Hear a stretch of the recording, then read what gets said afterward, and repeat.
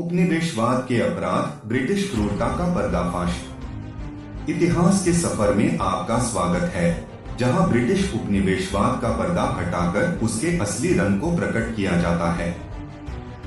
हमारे साथ चलें जब हम उसके सच्चाई को खोलते हैं, ब्रिटिश शासन के अपराध। लेकिन इससे पहले कि हम गहराई से जाएं, यहाँ 5 महत्वपूर्ण प्रश्न हैं जो ब्रिटिश शासन की कठिन तथ्यों को प्रकट करते हैं।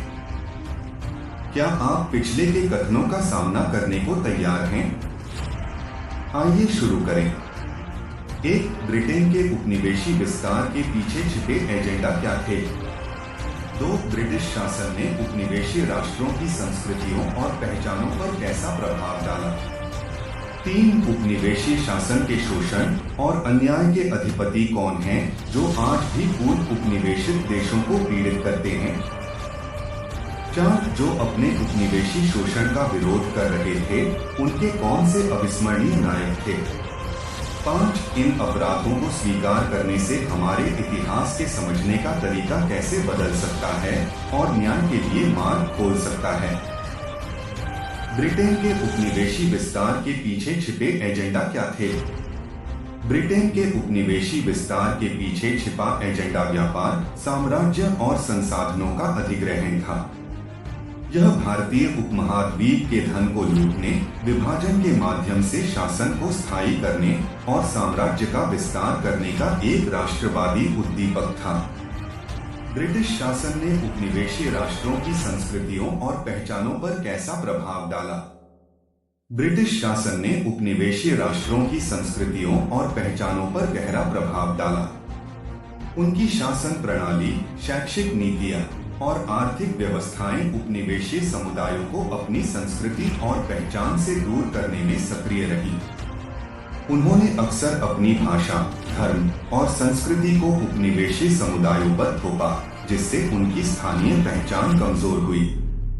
इसके अलावा उनकी आर्थिक नीतियां और व्यवस्थाएं भी उनकी सामाजिक संरचना को प्रभावित करती रही, जिससे उनकी पारंपरिक अर्थव्यवस्था और संस्कृति कमजोर हुई।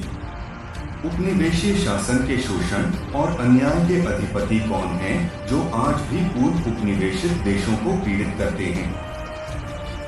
जो आज भी पूर्व उपनिवेशित देशों को पीड़ित कर रहे हैं, उनमें शक्तिशाली वित्तीय और औद्योगिक संस्थान, अन्यायपूर्ण आर्थिक व्यवस्थाएं और राजनैतिक प्रणालियां शामिल हैं। वे अपने हितों के लिए उपनिवेशी राष्ट्रों के संसाधनों का शोषण करते हैं और सामाजिक, आर्थिक और राजनीतिक असमानता बढ़ाते हैं। उनमें विशेष ध्यान दिए जाने वाले कुछ कारक शामिल हैं। 1. अंतर्राष्ट्रीय वित्तीय संस्थाएं, जो विकासशील देशों को ऋण प्रदान करती हैं, लेकिन उचित शर्तों के बजाय अधिक ब्याज दरों और कठिन शर्तों का प्रयोग करती हैं। 2. बड़ी औद्योगिक कंपनियां, जो उपनिवेशित देशों में अपने संयंत्रों का स्थापना करती हैं और स्थानीय संसाधनों का अत्यधिक उपयोग करती हैं, जिससे असमानता बढ़ती है। 3. राजनैतिक नेताओं और अधिकारियों का शोषण और भ्रष्टाचार, जो उपनिवेशित देशों के विकास को रोकता है और समाज को पीड़ित करता है। 4. अन्यायपूर्ण सामाजिक और आर्थिक प्रणालियां, जो न्याय के लिए विकल्प को कमजोर करती हैं और असमानता को बढ़ाती हैं। इन अधिपतियों के कारण उपनिवेशित देशों का विकास विघ्नित होता है और उन्हें अधिक समृद्ध और न्यायमय नहीं बनाया जा सकता है। जो अपने उपनिवेशी शोषण का विरोध कर रहे थे, उनके कौन से अविस्मरणीय नायक थे? जो अपने उपनिवेशी शोषण का विरोध कर रहे थे, उनमें कई अविस्मरणीय नायक शामिल हैं। उन्होंने अपने देशों की स्वतंत्रता और न्याय के लिए संघर्ष किया। 1. महात्मा गांधी, भारतीय स्वतंत्रता संग्राम के प्रमुख नेता, जिन्होंने अहिंसा और सत्याग्रह के माध्यम से ब्रिटिश शासन के खिलाफ लड़ा। 2. नेल्सन मंडेला, दक्षिण अफ्रीका के एक अग्रदूत, जो एपार्थेड के खिलाफ संघर्ष करके राष्ट्रीय एकता की स्थापना में महत्वपूर्ण भूमिका निभाई। 3. सुभाष चंद्र बोस, भारतीय स्वतंत्रता संग्राम के प्रमुख नेता, जिन्होंने भारतीय राष्ट्रीय सेना की स्थापना की और ब्रिटिश शासन के खिलाफ संघर्ष किया। 4. क्वामे न्यूमा, घाना के पहले प्रधानमंत्री और स्वतंत्रता संग्राम के प्रमुख नेता, जिन्होंने अफ्रीका में उपनिवेशन के खिलाफ लड़ा। इन नायकों ने अपने संघर्ष के माध्यम से उपनिवेशित देशों की स्वतंत्रता और न्याय के लिए लड़ा और उन्हें उनकी स्वतंत्रता की प्राप्ति में महत्वपूर्ण भूमिका निभाई। इन अपराधों को स्वीकार करने से हमारे इतिहास के समझने का तरीका कैसे बदल सकता है और न्याय के लिए मार्ग खोल सकता है। इन अपराधों को स्वीकार करने से हमारे इतिहास के समझने का तरीका एकदम बदल सकता है। जब हम अपने इतिहास के दुष्प्रभावों को स्वीकार करते हैं तो हमें अपने गलतियों से सीखने का मौका मिलता है।